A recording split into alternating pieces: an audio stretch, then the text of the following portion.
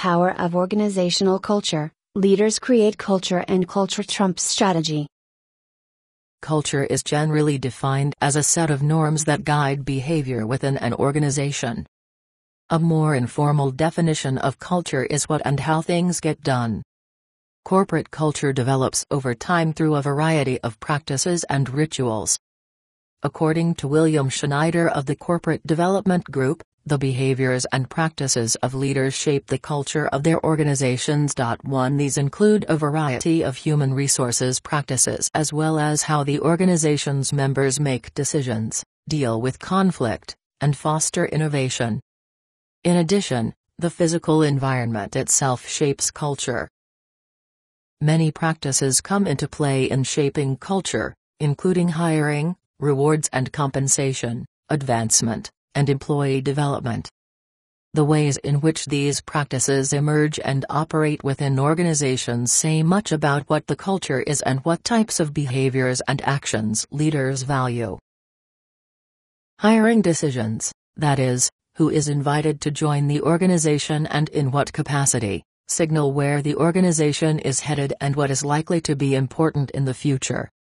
The way that new hires are assimilated also indicates how mindful the leaders are about the culture and values of the organization and how committed they are to the success of each individual. Specific considerations include the following: are people selected for their values fit, or is technical expertise all that matters? Who participates in the hiring process?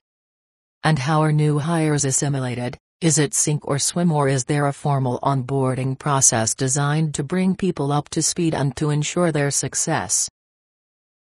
Other signals about what the organization values come from how it rewards and recognizes achievement.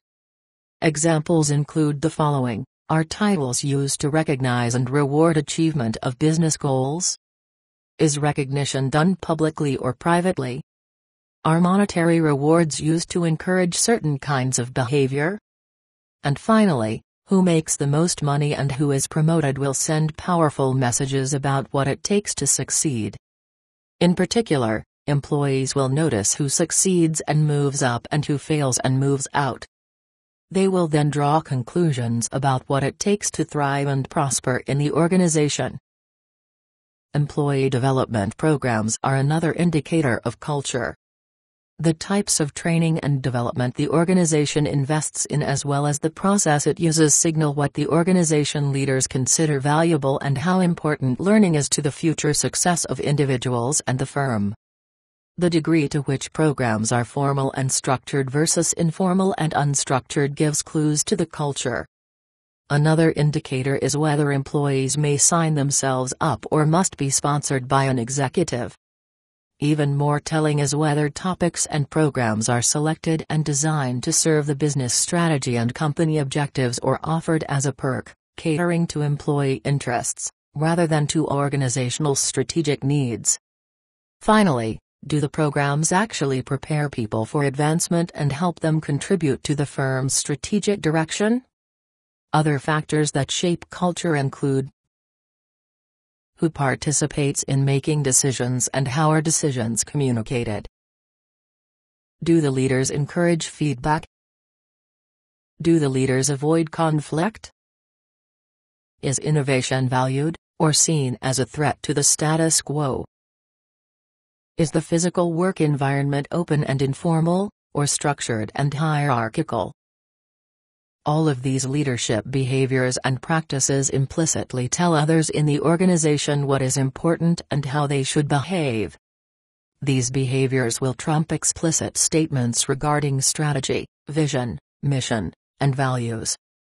Whether leaders like it or not and whether they are aware of it or not, their behavior sends strong messages and sets the tone for the entire organization. As Nilofer Merchant, author of The New How, writes in her blog, after working on strategy for 20 years, I can say this: culture will trump strategy, every time. The best strategic idea means nothing in isolation. If the strategy conflicts with how a group of people already believe, behave or make decisions, it will fail. Conversely, a culturally robust team can turn a so-so strategy into a winner. The how matters in how we get performance. 2.